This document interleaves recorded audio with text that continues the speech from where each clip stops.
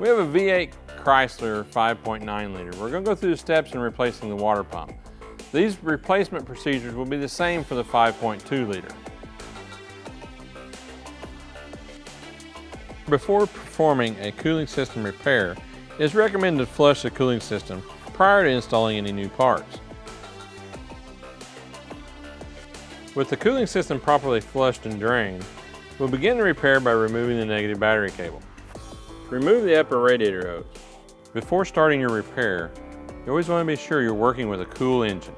To ease in the removal of the fan shroud, you'll remove the windshield washer can and the reservoir can. Using a screwdriver, lightly pry on the back side of the can and pull up. These are held in place by dimples into the fan shroud.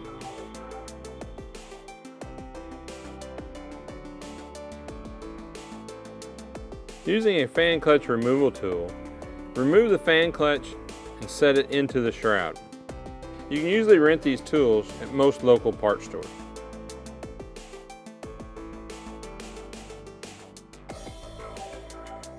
Remove the 4 retaining bolts holding the shroud in place.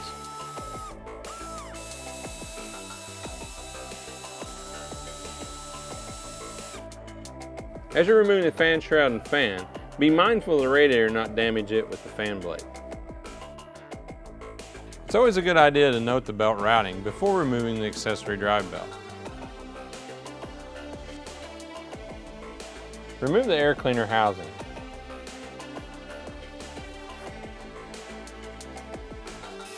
Remove the AC compressor and alternator and set to the side.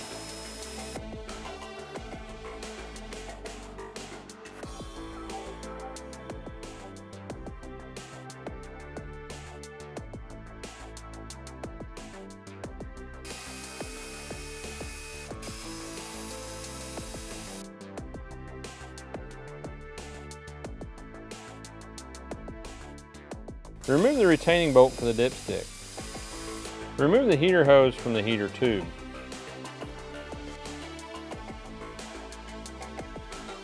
When removing any hose from the cooling system, be sure and capture any residual coolant that may be in the hose. Remove the heater tube from the water pump. Because of time and age of the vehicle, this can become difficult. It's a good idea to use a light penetrating oil to help in removal. By removing the accessory bracket, this will ease the installation of the water pump.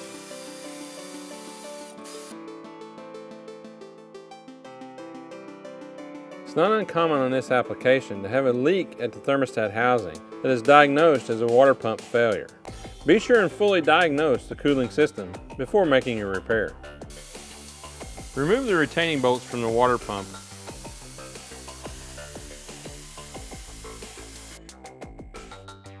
And remove the water pump from the engine block. Be sure and capture any residual coolant that may be behind the water pump. Thoroughly clean the gasket surface before installing the new water pump. Before installing the new water pump onto the engine, install the bypass hose fitting. It's not necessary, but it's also a good idea to apply a small amount of anti-seize to the thread area. If using a silicone-based type sealant, only lightly apply it to the gasket surface areas, paying particular attention to the bolt hole area. Using excessive sealant can cause coolant system failures. Install the gasket and pump to the engine block. When tightening the retaining bolts, torque to 30 foot-pounds using a crisscross pattern. Since the thermostat shows signs of leaking, we're going to go ahead and replace the thermostat and gasket. There's a bypass hose that attaches to the back of the water pump. It's a good idea to replace this when doing this repair. Reinstall the accessory drive bracket. Install the idler pulley. Be sure and thoroughly inspect the heater tube, making sure it's not damaged in any way that may hinder its reinstallation. Because of the condition of this tube, we've elected to replace it with a new one. If your heater tube is reusable, you'll have to replace the O-ring on the inlet side of the tube. Install the tube into the water pump. and install the heater hose onto the tube. Install the lower radiator hose and install the upper hose onto the thermostat housing. Reattach the alternator and the air conditioner compressor. Install the air cleaner housing. Install the accessory drive belt. It's always a good idea to make sure that the belt tensioner is within specification. Carefully lower the fan and shroud back into location and reattach to the radiator. Reattach the fan clutch to the water pump. Reinstall the coolant recovery tank and the washer fluid tank. Install the upper radiator hose onto the radiator and reconnect the negative battery cable. Refill the radiator and recovery tank with coolant and distilled water to manufacturer specifications. It's a good idea to test your pressure cap.